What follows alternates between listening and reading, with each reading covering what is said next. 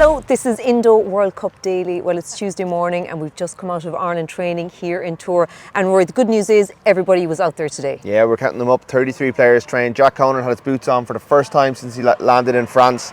He must have been wondering from time to time, was he ever going to get to use them? He looked pretty miserable when we saw him in the gym a week or two ago. A few Ireland fans have just cycled by in their Ireland jerseys trying to get a little glimpse of what's going on at training. A lot of Irish fans have made their way to Tour en route from Nantes to Paris for what is the big one, like the biggest game of this World Cup for Ireland, possibly the biggest game in Ireland's World Cup history. Certainly if they were to beat the world champions and the world's number two team in Paris on Saturday night, I think would be their biggest win. And for Andy Farrell to have all 33 players available. And Dan Sheehan was out there as well, yeah. Finlay Bealham training, we'll find out more about his condition later. We only saw the first 10 minutes of the 15 minutes of the training. Yeah, but the sounds are that he will be involved, that he's progressing through those protocols. So big decisions for Andy Farrell to make this week, although you will wonder, given the stakes, given how well the team has played in the first two games, how much is he really going to risk putting in players who haven't played in a couple of weeks? Does he give them those extra 2 weeks to kind of get ready for Scotland and to build into the knockouts?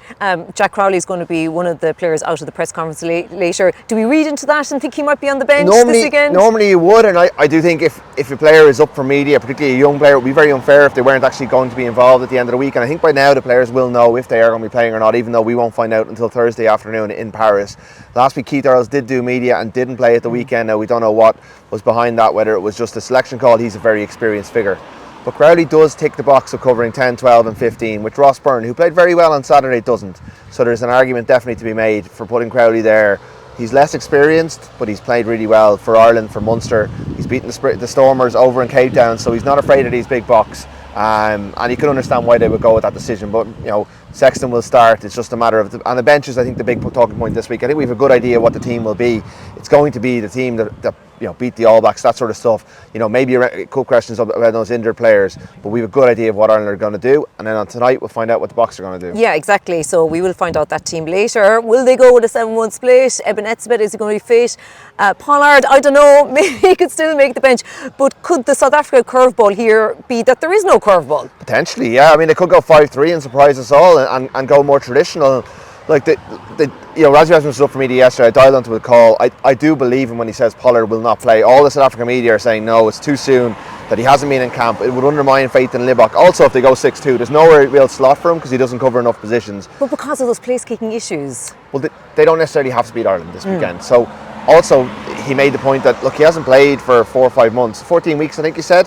He only got half for Leicester last weekend. They've got to assess his condition. They've got to get him ready. I believe him when he says he's not going to play. I also believe him when he says Etzebeth will be fit.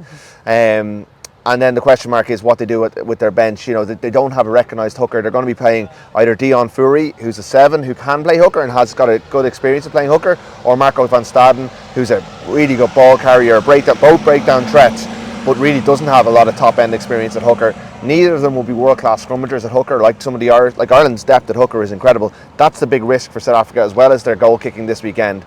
But what they do have, and I talked to a few of them in the mix zone the other night, and you want to see these boys up close.